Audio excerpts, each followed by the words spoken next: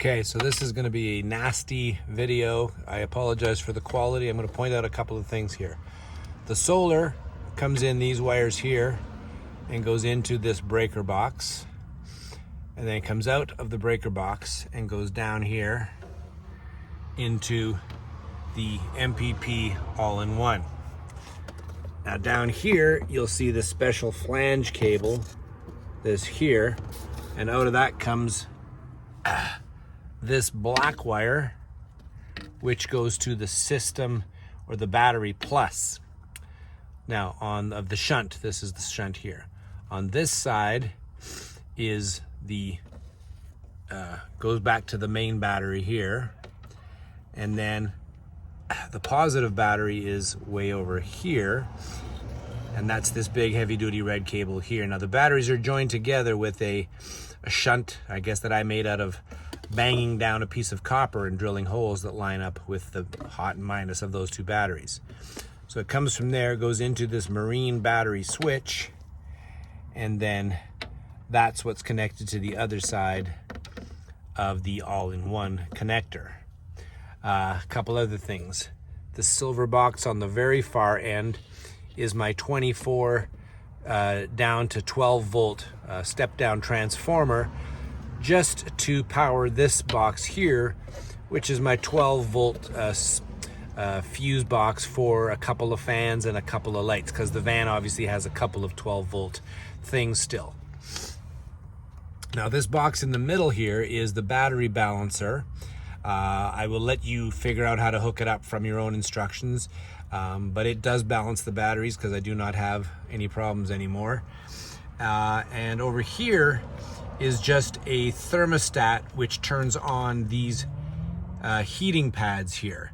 Yeah, there are some videos out there, like Will Prowse has them, where you get these heating pads that are for RVs, and I set this to about just above freezing, and they will come on, and they seem to have let my batteries keep charging when it gets down to, say, I'm going to say -5 to 10 Celsius. So they seem to have worked admirably. Right now they're shut off, so I do have an on-off switch right here. Very old school lamp type wire. And that's it, like I say. And then over here I've got some AC plugs coming out. One of them goes to the side exterior flange that I put on.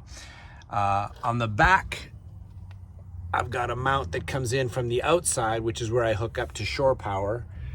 And that's this heavy duty black cable here. And that just goes in there. And then these 3 extension cords go to a couple of different power bars on each side of the interior of the cabin.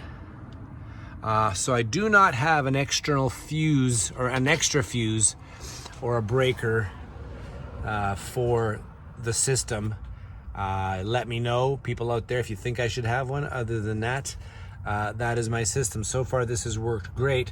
Once I got the balancer, you do need that, because if you have 2 batteries and they're at slightly different states of charge, this thing here will start beeping in the middle of the night. And I think one time when I plugged it into shore power, then it fixed itself, etc. But you don't need that grief of the beeping. Now this thing here does make noise sometimes in the middle of the night. We've got a regular 110 volt fridge that was just like a Home Depot special, like $150 for a pretty fair sized fridge with a little freezer in it. We didn't want to get into all these marine fridges and things like that now, so this thing is on kind of all the time, so that may be good, maybe bad, I don't know. It's not actually, the fan isn't actually running all the time. This green light here is on most of the time, so I can see it from underneath the bed, which is a giant mess in the night. Anyway, so far so good. Oh, sorry. Hopefully this helps. Okay.